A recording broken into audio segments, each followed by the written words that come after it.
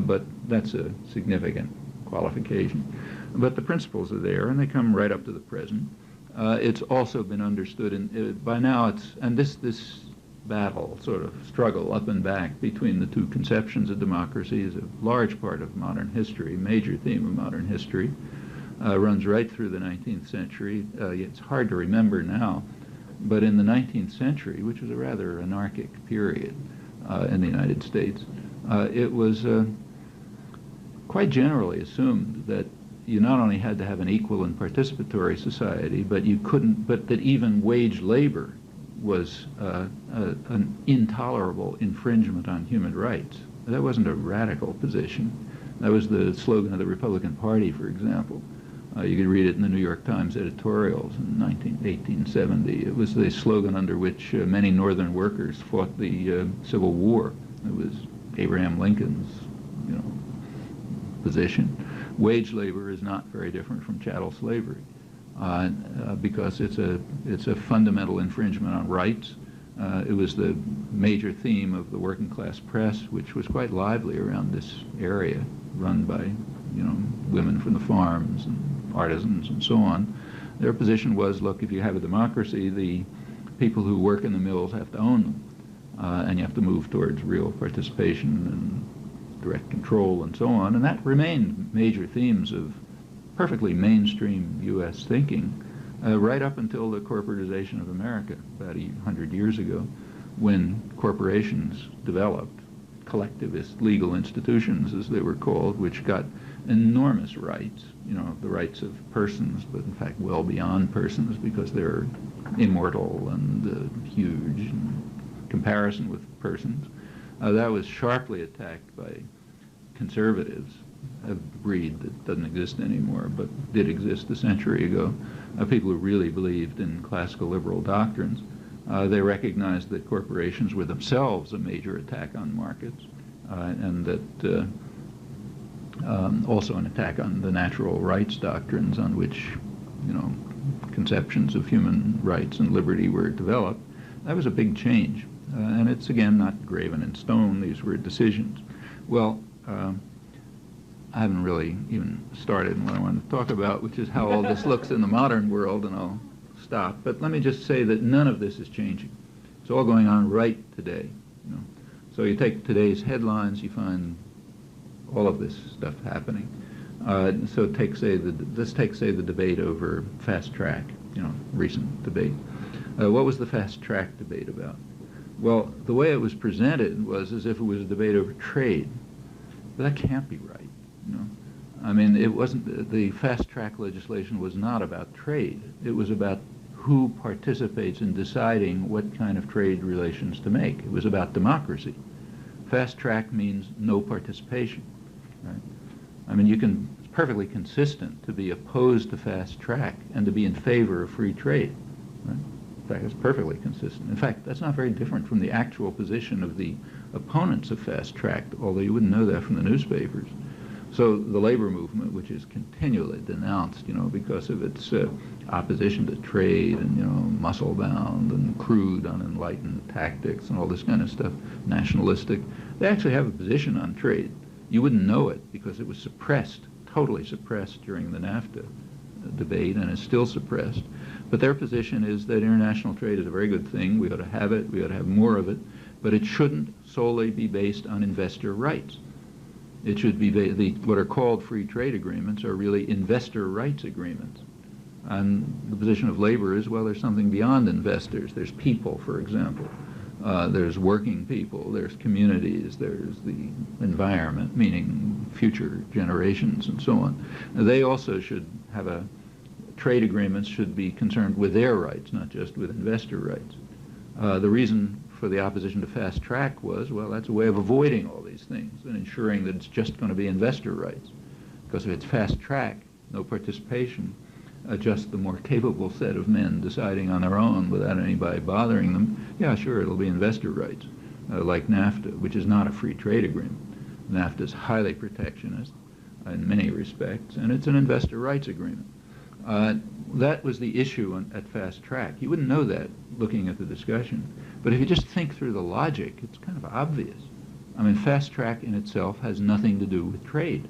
It has to do with decisions, right? It has to do with democracy. And the question is, should the population have some knowledge of what's going to hit them and some voice in determining it? Or should it be done behind their backs by the more capable set of men, the wealth of the nation, who will do it in their interests? That was the issue over fast track. And strikingly, if you looked at the discussion, you couldn't see that said, although it's not a deep point. I mean, it's like a superficially obvious point. Let's proceed.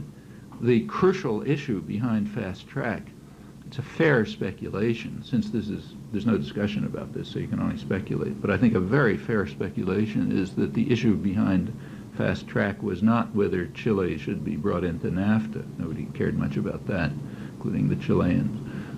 What they did care about was something else, which was unmentioned, and that's the multilateral agreement on investments. Now, that's no joke. There is a big investment treaty going on in secret. Crucially, it better go on in secret, because if people find out about it, they are not going to like it, you know. So it's going on in secret at the OECD, you know, Organization of the Rich Countries, and the World Trade Organization. It's been going on for about 2 years now, being negotiated. At the World Trade Organization, it's going to be blocked, probably. And the reason it's going to be blocked is that the third world countries have a voice, and they're not going to let it go through, it looks. India and Malaysia particularly have been blocking it at the World Trade Organization. But at the OECD, there's not going to be anything much that will block it. I mean, there may be reservations here and there, but mostly the rich countries are in favor of it, because what it is a super investor rights agreement. It gives investors rights that you can't imagine. For example, it would give investors, foreign investors or U.S. investors, the right to, say, invest, say, in this neighborhood without any concern for marketing restrictions, like are they selling hazardous goods, or where they put the factory, is it going to help deprived neighborhoods, are there going to be women participating, you know, anything, just about anything you can think of. Any condition that a community or a country might want to institute to determine how investment takes place, any social, environmental, health, other condition is ruled out. Investors have rights to move assets freely, do what they want, unaccountably, and so on. Furthermore, they're going to be granted legal rights that they don't have now. The right to sue in case they decide that something is an expropriation, that is an infringement on the rights granted under this treaty. On the other hand, so they can sue, corporations can sue governments, national governments, local governments, any level, but nobody can sue corporations. That's a crucial part of this agreement. It's one-sided. The suits don't go to the courts. They go to secret panels, arbitration panels made up by the very same people, you know, bankers, investors, and so on. They make some decision in secret, and that's how they decide whether someone is infringing on the rights of investors, let's say by imposing restrictions on, I don't know, marketing cigarettes to children or whatever comes along next. Okay, that's the multilateral agreement on investments. Well, that's working through in secret. Of course, not technically secret, like, you know, you can find out about it if you really work. And there are protest meetings about it and so on. But it's been kept out of the mainstream. And it's very likely that that's what lies behind fast track. The OECD is aiming to have this agreement reached by May 1998. And if it goes through in secret, there won't be any protest about it. It'll be instituted, and it'll become, in effect, a treaty. A treaty means it's very hard to get out of a treaty. That's the point of it. You sort of lock policy into treaty arrangements. Then it becomes, you know, harder to, for small countries, it's hopeless. They're stuck with it. Rich countries like the United States can do what they like no matter what the treaties are, but it essentially locks them in. It's now conceded, incidentally, publicly conceded, that the purpose of NAFTA was not to modify trade or anything like that, but it was to lock Mexico into the reforms, make sure they would never get, you know, they'd never be able to extricate themselves from the so-called reforms, which have been a total disaster for the overwhelming majority of Mexicans. but have led to a very substantial increase in the number of billionaires and have been very good for American investors and so on. So the idea is lock them in, and the idea behind this treaty is to lock everybody into these arrangements. Well, it's better to do that in secret, and the reasons are sometimes even given. The Wall Street Journal had an article on fast track in which, like the 100% of the rest of the press, it was deploring the fact that there's so much opposition to it because they were all in favor of it. In fact, all wealthy sectors have been almost uniformly in favor of it, not surprisingly. They said that the problem, the Wall Street Journal pointed out that the problem is, they said that fast track, he said the opponents of fast track, like the labor movement, have an ultimate weapon. Now, what's the ultimate weapon? Well, the ultimate weapon is that the population is opposed to it. And that's tricky. In fact, that's the problem that Madison was facing when he designed the Constitution. If you let that ultimate weapon operate, then it might be used to infringe on private, unaccountable private power, and that's no good because it might lead to democracy. So we got to watch that. It might lead to democracy and social welfare and relative equality and all those things we try to avoid. Well, that's, if you look at other aspects of what's going on, you find exactly the same thing. So I mentioned that the Reaganites were extreme in their violation of market principles, as indeed they were, but it still continues. So let's just take a couple of recent headlines, and I'll end with that. The few days ago, or I don't know, about a week ago, I guess, in the business section of the New York Times, there was an upbeat article saying that for the first time, the United States had taken the lead in speed of supercomputers. So U.S. supercomputers were now faster than Japanese supercomputers for the first time. Notice I'm not talking about tomatoes. I'm talking about a centerpiece of the advanced high-tech economy. So now it turned out this year, Cray Research, which is a big supercomputer maker, had managed to produce a supercomputer that was faster than the Japanese. So we have first place. Great. Shows the miracles of the market. What they didn't point out was a couple of other things. A couple of days before that, there had been a headline in the Wall Street Journal on the new Clinton administration decision to extend a Reagan agreement to bar Japanese supercomputers from the U.S. market. The Reagan administration simply barred supercomputers from the U.S. market because they were too good and were better than U.S.-made ones. And the the Clinton administration just extended that with a new bar against Japanese supercomputers in the U.S. market. And the Wall Street Journal said straight out, this is in order to protect Cray Research primarily, which can't compete with the Japanese. There are lots of other barriers. The virtually sole purchaser of supercomputers has been government institutions like the Pentagon and the DOE and so on. And for them, Japanese supercomputers are totally barred. Okay, so they're not even allowed to compete for that. That's America first.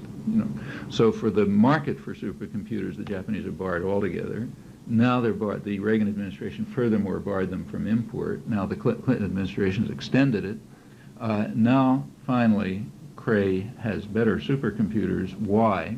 Because of the technical advances in massively parallel computing, which it turns out were supported and developed by the government, by DARPA, the Defense Research Project Agency, funded by the government. Government means the public, so designed, funded by the public, right through the 1980s with large-scale new expenditures. So while the Reaganites were closing off the market to Japanese supercomputers, the state system here, which usually works under a Pentagon cover, that's the main source of advanced technology and so on, the Pentagon system was creating, meaning your taxes, were designing and creating new computer technology, massively parallel computing, which Cray Research was then able to use to finally build the fastest computer after having shut down the Japanese, cut out the Japanese, and continuing, because we don't want to take any chances, to continue to block them from the market. Well, this turns out to be quite typical. It's not if you want well, I'll give you one last example. This is true of every dynamic sector of the economy, virtually every dynamic sector of the economy.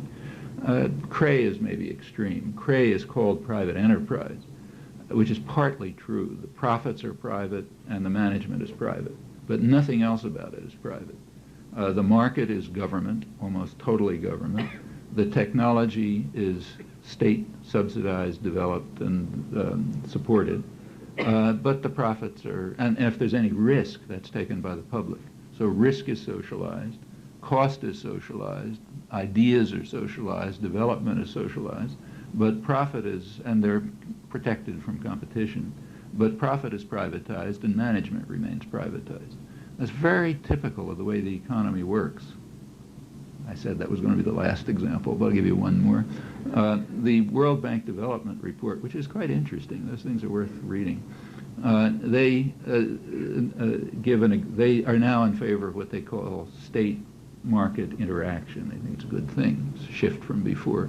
And they give their prime example of healthy state-market interaction, the way it ought to work, state-private interaction, working at its best. The example is the Internet. That's their example. Well, let's take a look at the Internet. The Internet was developed for about 30 years, completely by the public. All of the software, the hardware, the satellites, I mean, everything about it was completely within the public domain. The packaging systems, all the new designs. In fact, the only part that wasn't created by the public in the United States was created by the public in Europe. The basic ideas for the World Wide Web came out of CERN, the International Laboratory in Geneva, which is again an international government laboratory. That's virtually the whole story. After about 30 years of this, just right now, the last 2 or 3 years, it's handed over to private power. So yeah, Bill Gates, who was typical parasite, kind of watching on the outside, absolutely no interest, now wants to take over the Internet and is heading to do it. And private power is not keep being secret about what they intend to do. What they want to do is take this system developed at public expense, initiative, ideas, technology, and so on, and use it for two purposes. One purpose is for what's called an intranet, that is to carve out big pieces of it, which are simply used for purposes of corporate transactions. So if General Electric wants to have, interactions between its office and, New York and Zurich or wherever they are, Penang and so on, they'll have this closed system with firewalls so you can't break into it, and that'll just be for them, and similarly for other big corporations, other major private tyrannies. So that'll be a large part of the public system, and the rest of it is supposed to be used as kind of like a home marketing service to try to turn people into passive consumers, you in the tube, that's the social unit on which society is constructed. So you don't have to worry about interacting, thinking people doing really bad things like those folks in the slums of Port-au-Prince a couple of years ago. But the people will be passive and obedient and hooked on consuming for themselves, not caring about anyone else. And then you really won't have to worry much about the threat of democracy. At least that's the idea. Meanwhile, massive propaganda in the ideological institutions teaches you all sorts of mantras and so on and so forth. That's pretty much the way the story works, I think, at any point where you look at it in detail. So anyhow, my suggestion is take the slogans and look at them. Take them apart, see what they actually mean when you look at them in practice. Where do they work? Where don't they work? How do they work?